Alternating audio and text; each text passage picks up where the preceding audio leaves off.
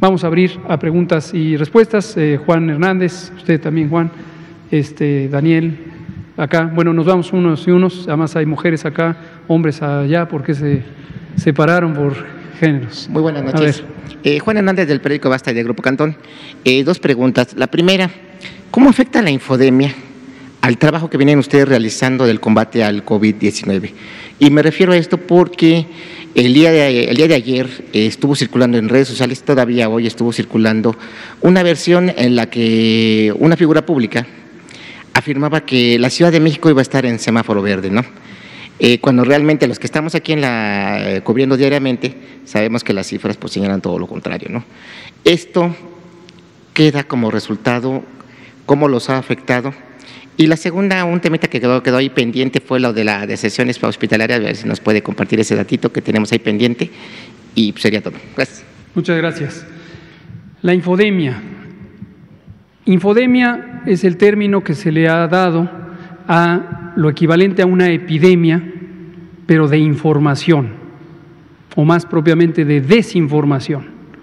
Este es un término que a lo largo de los últimos años, posiblemente de manera particular los últimos 15 o 20 años, se ha estudiado por parte de distintas profesiones, los sociólogos y sociólogas, psicólogas y psicólogos, incluso antropólogos, especialistas en informática, en redes de cómputo, en fin, muchos profesionales han estudiado este fenómeno, periodistas por supuesto también, y es un fenómeno en el que se propagan como olas, como grandes olas, se difunden las noticias que no necesariamente son veraces. Hay estudios científicos, hoy no lo traje, pero un día de pronto les traigo un estudio científico de la revista, publicado en la revista Science, una revista muy prestigiosa, hace, si no recuerdo mal, hace unos 7 u 8 años, que analiza cómo las malas noticias y las noticias falsas se transmiten a una velocidad mayor y a mayores distancias que las noticias verdaderas y las buenas noticias. Y esto tiene que ver con un fenómeno psicosocial en el que aparentemente los seres humanos somos propensos a que nos llame la atención lo negativo. Lo negativo llama más la atención que lo positivo, que lo alentador, por alguna razón que desde luego es interesante de entender. Y la consecuencia en términos de información es que tienen más éxito las malas noticias o las noticias alarmistas y las situaciones que contrastan con la realidad esperada.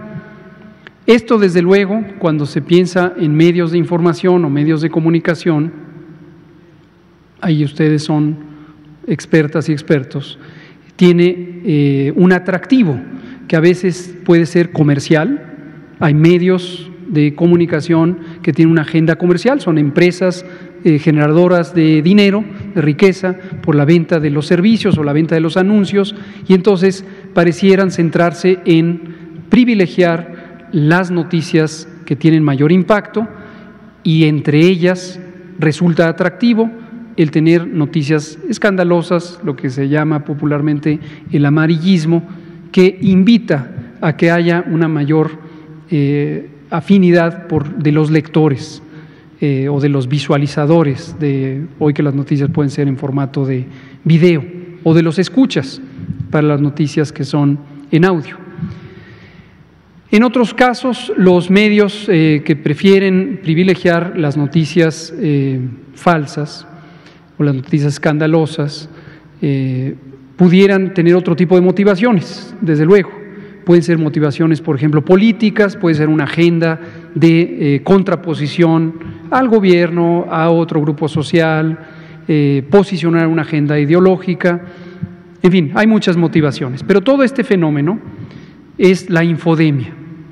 Hace algunas semanas, un poquito más de un mes y medio, si no recuerdo mal, el director del Sistema Público de Radio y Televisión o de Radiodifusión de México, nuestro compañero Genaro Villamil, precisamente expuso este tema, él que es un experto en la materia, en la conferencia matutina y explicó esto. Hay un componente importante a considerar, y aquí tomo lo que el propio Genaro Villamil presentó, que es la motivación económica en gran escala. Es un gran negocio distorsionar información para vender esta a un público que es ávido de desinformación, paradójicamente. Uno pensaría intuitivamente que las personas quieren conocer la verdad. Es común que uno tenga una apreciación por la verdad y que uno declare querer oír la verdad, pero resulta que hay una gran cantidad de personas que prefieren oír la no verdad, la mentira. Entonces, esto es un negocio masivo, no es pequeño, es masivo. Recuerdo que en la presentación del maestro Villamil hubo una serie de consideraciones comparativas con otros grandes negocios globales, porque esto ocurre a nivel global. Ese es el contexto. La Organización Mundial de la Salud, ahora en el contexto de COVID-19, la pandemia causada por el nuevo coronavirus SARS-CoV-2, hizo una alerta, una advertencia hace algunas semanas, también cerca de 2 meses, del peligro de que la infodemia, esta epidemia de desinformación, se apoderara de la agenda de comunicación pública en los distintos países que van enfrentando las fases más activas de esta epidemia. Desafortunadamente México no es la excepción y esta infodemia está alimentada por distintos grupos, insisto, políticos, sociales o agencias noticiosas que a veces parecieran centrar su agenda en desinformar propositivamente, lo cual es, desde mi punto de vista, éticamente lamentable, moralmente lamentable, pero es una realidad.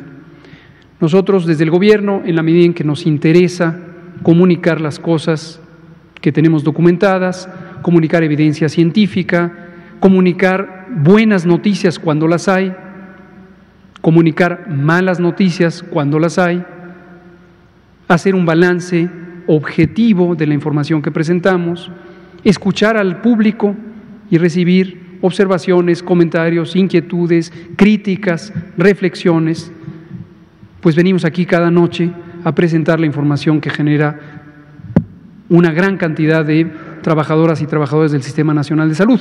Hemos dicho en muchas otras ocasiones, no es la información de 1, 2, 3, 5 funcionarios federales aquí, es la información que genera el país a través de su Sistema Nacional de Salud.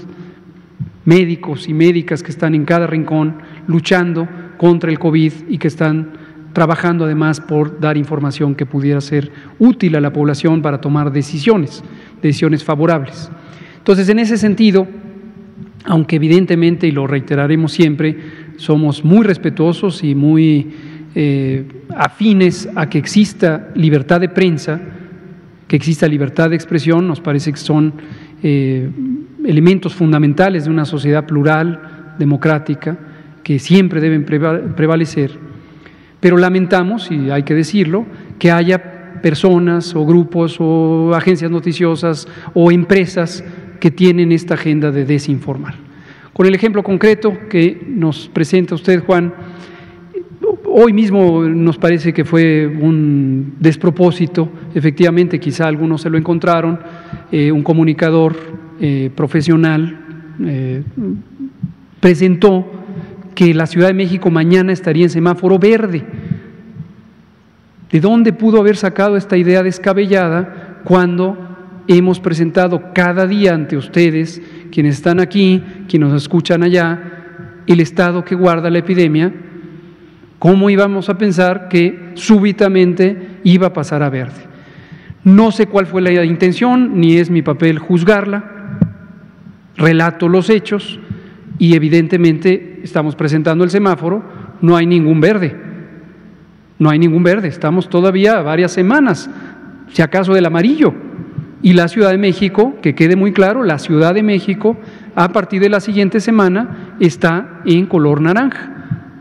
Es su segunda semana en color naranja y la jefa de gobierno en la Ciudad de México ha sido extremadamente cuidadosa en obviamente en proporcionar toda la información y garantizar que ésta sea útil, pero además en planear los elementos del semáforo y las actividades que se pueden ejecutar. Es uno de los planes de desconfinamiento mejor cuidados en el país, posiblemente el mejor, el más completo, el más detallado, el más orientador, y pues sí nos parece, yo diría que hasta cierto punto una falta de respeto para la población. La infodemia puede matar, definitivamente, porque concretamente en el caso de COVID, uno de los elementos que ha sido un reto importante es que hay un segmento de la población a quien no fácilmente se convence de la situación que estamos viviendo, del riesgo, el riesgo que implica tener un virus. Hay segmentos de la población que no creen todavía que exista una epidemia en este momento o que exista el virus.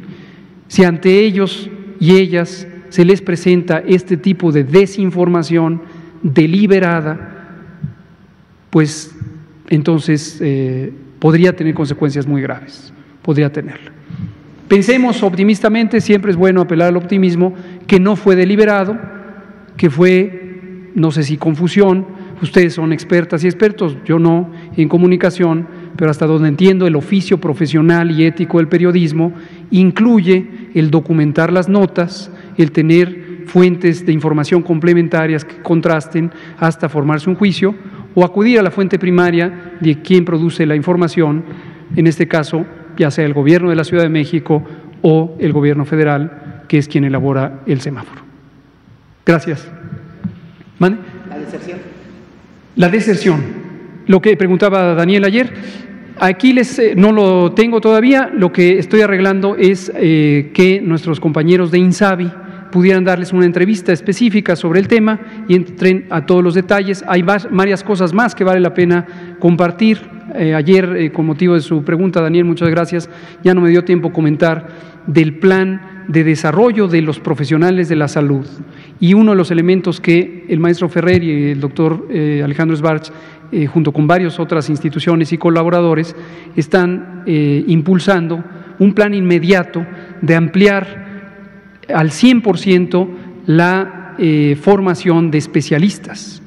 Entonces, cada año, gruesamente, no les adelanto vísperas, hay cerca de 10,000 plazas para formación de médicos y médicas especialistas en las distintas ramas de las especialidades médicas. Y ahora se está considerando que haya el doble, un aumento súbito de 10,000 más, y es un plan muy interesante que va en muy buen avance. Entonces, les propongo mejor una entrevista específica con estos colegas.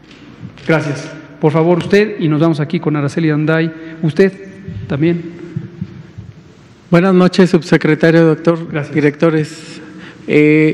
Vimos en días pasados que la capacidad instalada de los hospitales ha incrementado. Esa capacidad instalada seguramente es un éxito. Y bueno, la alta competencia de los doctores, los médicos y los especialistas de salud se puede mantener después de que termine esta pandemia y empezar a hacer una transformación como lo ha comentado en el sector salud, doctor. Gracias. Gracias por la pregunta. Hoy precisamente a las 11 de la mañana tuvimos una sesión del Gabinete de Salud, el Gabinete Sectorial. Nos convocó el secretario, el doctor Alcocer. Por cierto, el doctor Alcocer hoy no vino, está contemplada su participación, pero consideramos que la agenda iba a estar muy apretada, queremos dar todo el espacio y la siguiente semana va a venir a hablar de la inmunología de COVID-19. Hoy nos convocó el secretario de Salud, al director del IMSS, al director del ISSSTE, al director del INSABI, a los distintos colegas que trabajamos con él, y precisamente estamos articulando ya toda la ruta crítica para conservar los servicios producto de la reconversión, pero asegurar que durante todo este periodo pueda continuar la operación de los servicios no COVID. Entonces, la respuesta corta a este planteamiento, que le agradezco, es sí, sí puede y debe conservarse la capacidad ampliada. Recordar, como lo acabamos de ver en la diapositiva, teníamos 645 hospitales posibles para COVID, de 2,800, número redondo, que existen en el país. se designaron 645 y hoy tenemos 903, porque hemos hecho todo un proceso de reconversión. Este lo vamos a mantener, pero estamos organizando para que no se interrumpa la continuidad de operaciones de los otros servicios, los servicios no COVID, y que pasemos durante todo el periodo largo, preparémonos para una epidemia larga, una vez más lo digo, que terminará en octubre, y el escenario posible de que en octubre repunten el COVID junto con lo que es una situación muy probable, casi cierta, que vendrá la influenza entre octubre y abril del próximo año. Gracias. Araceli Aranday, usted, compañera. Gracias, doctor. Preguntarle, cuando usted dice tenemos un impacto que parece que llegó al límite, exactamente qué significa, cómo podemos interpretarlo. Me suena a buenas noticias, entonces ahorita lo acaba de comentar. Y preguntarle, en el tuit del gobernador del Estado de México mencionó que el Estado, esta entidad, pasa a naranja, y ahorita lo acabamos de ver que continúa en rojo. Ya. ¿Qué opinión le merece? Gracias. ¿Cómo no? Oriénteme sobre lo primero, porque no… Exactamente, usted dijo, tenemos un impacto que parece que llegó al límite, y esto es buenas noticias. Ah, caray. Corre videotape, regréselo. No sé exactamente. Usted estaba hablando de las cifras. Sí. De las cifras y comentó esto, que al parecer el impacto llegó al límite. Suena muy enigmática esa frase. Puedo reconstruir lo que he estado diciendo. Notamos una desaceleración en el incremento diario de casos. Esto quiere decir, y también para que no haya ninguna confusión, sigue habiendo más casos hoy que ayer, sigue aumentando el número de casos, pero la cantidad o la proporción más exactamente de cambio es cada vez menor. En marzo teníamos aumentos de un día para el otro de 15, 18%, en abril estábamos en 12 o 10%, y luego progresivamente durante mayo y junio se ha ido reduciendo ese porcentaje de incremento y hoy es 2.8%, de acuerdo a lo que presentó el doctor Alomía. ¿Qué significa? Que tengamos un porcentaje de cambio menor, que la velocidad de cambio, la velocidad de aumento, que en este momento es de aumento de la epidemia, es cada vez menor. Llegaremos a un punto en las próximas pocas semanas en donde podremos llegar hasta cero aumento, es decir, los casos de hoy son los mismos que ayer. ¿Eso quiere decir se acabó la epidemia? De ninguna manera. Eso lo que quiere decir es llegamos al punto en donde tenemos estabilidad muy alta de una gran cantidad de casos y posteriormente pasaremos a menos 0.1, menos 0.3, menos 0.6, menos 2, menos 5, menos 7, menos 20 y se va a ir disminuyendo la epidemia hasta llegar a octubre, porque esta es una epidemia larga. Más o menos a eso me referí. ¿Sobre el tuit? Del gobernador. Hemos estado siempre con todos los gobernadores y la gobernadora de Sonora, la jefa de gobierno, en mucha comunicación. Con el gobernador del Mazo tenemos conversaciones muy seguido. Insisto en reconocer que es un gobernador que ha estado muy atento tanto a la evaluación de riesgo nacional como a su propia información y coordinando a su propio equipo de salud.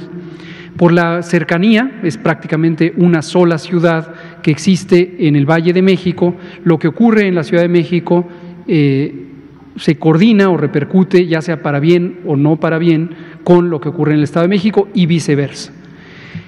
Muchos de los casos de las personas enfermas con COVID que se atienden en la Ciudad de México tienen una residencia permanente en el Estado de México, una proporción muy grande, 60%. Y es menos frecuente, pero también pudiera existir que alguien reside permanentemente en la Ciudad de México y se hospitaliza en el Estado de México. Y esto lo que lleva es a que coordinar los esfuerzos es muy importante. Entonces, platicando con el gobernador Alfredo del Mazo, identificamos que los puntos de valoración de riesgo, aunque tienen un significado cuantitativo, el semáforo proviene del análisis numérico de la epidemia en los 4 indicadores ya comentados anteriormente, tendencia de hospitalización, tendencia de ocurrencia de los casos, porcentaje de personas que son positivas al virus SARS-CoV-2 y el porcentaje de ocupación neta. Entonces, es posible que de repente haya desfases entre una entidad y la otra, y nosotros planteamos el semáforo directamente cuantitativo, lo conversamos con las entidades federativas y las entidades federativas consideran también pues, las necesidades que existen y las capacidades de expandir sus servicios cuando así se requiere. Entonces, el planteamiento que hace el gobernador del Mazo, de hecho, en un par de notas recopilé que él había dicho que quedaban en rojo, pero abrirían actividades. En otra, no he visto este tuit, si dijo de esta manera, pero yo vi más bien una nota que él decía, seguimos en rojo, empezaremos a abrir actividades. Esto es muy semejante a lo que planteó la doctora Sheinbaum hace 2 semanas, y es este proceso de preparación, para lo que relataba yo hace unos minutos, de incorporarnos cautelosamente a la normalidad. Entonces, son pequeñas diferencias numéricas que en este momento hacen un desfase entre la Ciudad de México y el Estado de México, pero la dinámica de toda la zona es afortunadamente ya con algunos indicadores que van a la baja, como la desocupación de los hospitales. Gracias. Eso es. Gracias. Usted, por favor, y luego Carlos, si nos da tiempo. ¿Yo? No, ella, ¿no? No, de verdad, disculpa. Solo, gracias. Perdón, me está aquí el doctor Alomía ayudando a identificar, para que no haya ninguna confusión, lo que plantea el gobernador Alfredo Mazo en su tuit es: estamos rumbo al naranja. No está diciendo que estén en naranja en este momento. Gracias. Buenas noches, subsecretario Iris Velázquez, del periódico Reforma. Aprovechando que me da la palabra, permítame hacerle 4 preguntas. La primera… Queda poco tiempo, nomás para considerar. Ok. La primera es más una petición. En el portal de datos abiertos de COVID, ojalá se pudiera especificar las fechas de recuperación de los pacientes COVID. La segunda, en los registros de salud tienen los porcentajes de la tasa de natalidad y de embarazos que se han registrado durante esta pandemia. Nos gustaría saberlos.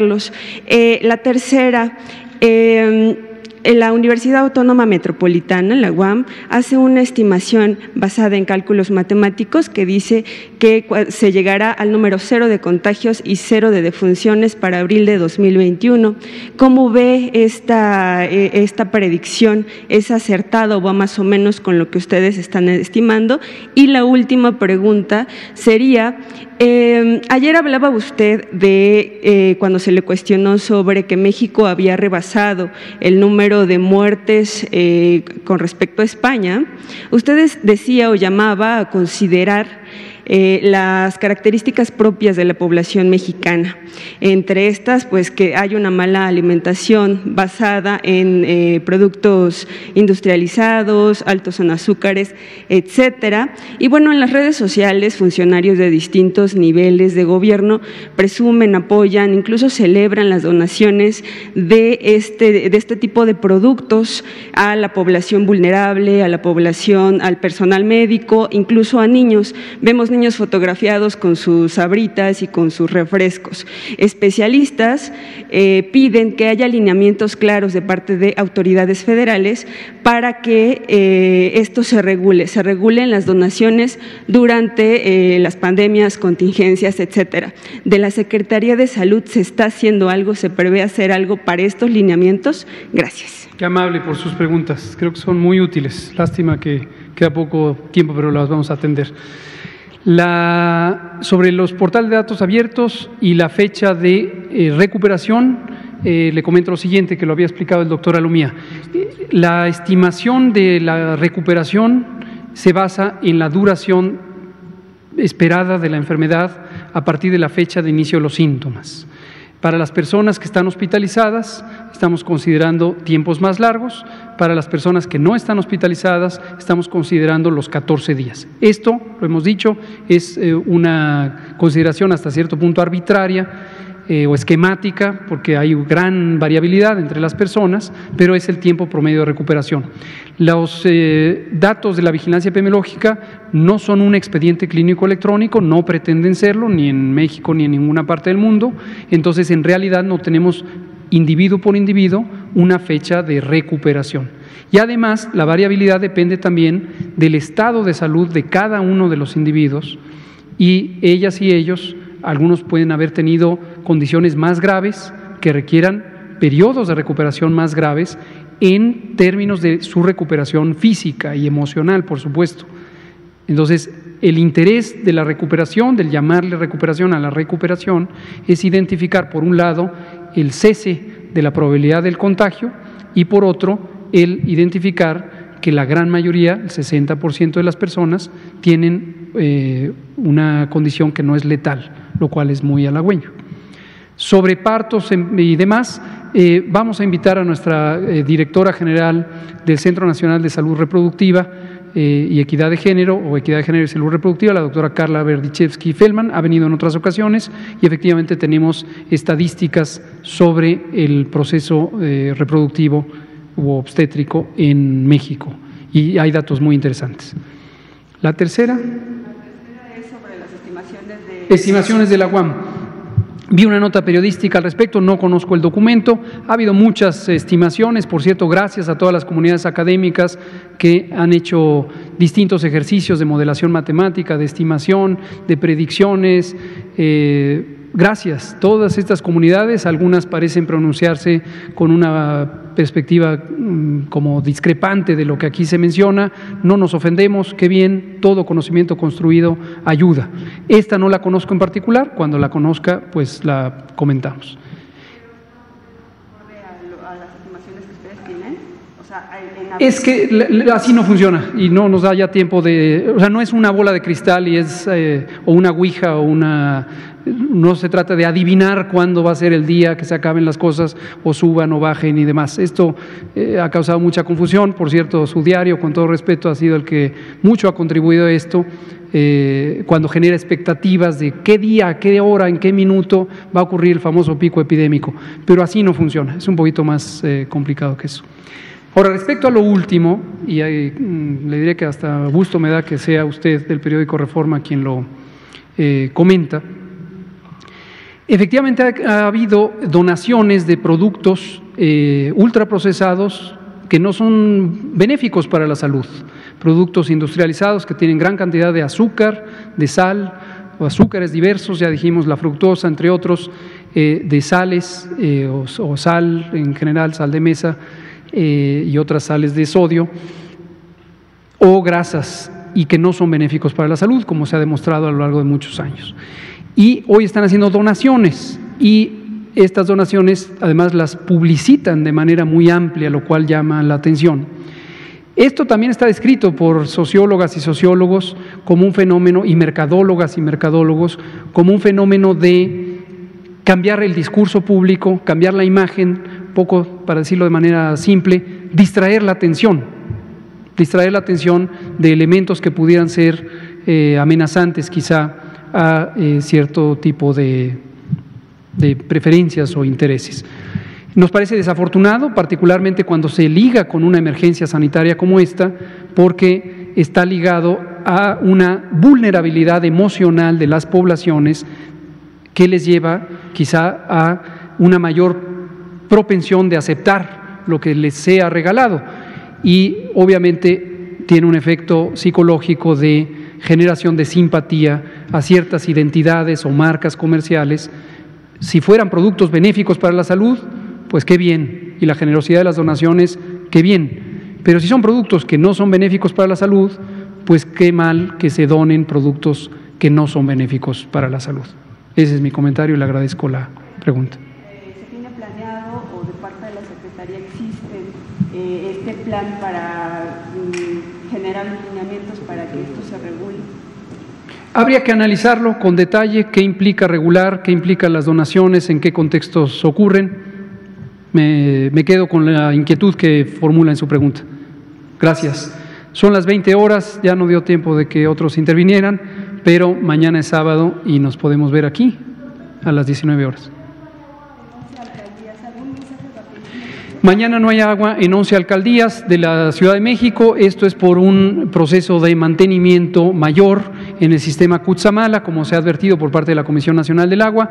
Lo que se tiene planeado es que la interrupción dure durante 24 horas, posiblemente el domingo estaría reactivado el servicio. Para las personas que están padeciendo COVID, es posible que la consecuencia sea que no se puedan lavar las manos. 2 recomendaciones generales: aprovisionense de agua, cubetas, botes, envases, etcétera. Es un periodo corto, pero traten de tenerlas y hagan cálculos de cómo podrían estar 24 horas y mantener la higiene básica que pudiera contribuir a disminuir el peligro de transmisión de COVID. Y definitivamente quédese en casa. Muchas gracias. Quédate en casa.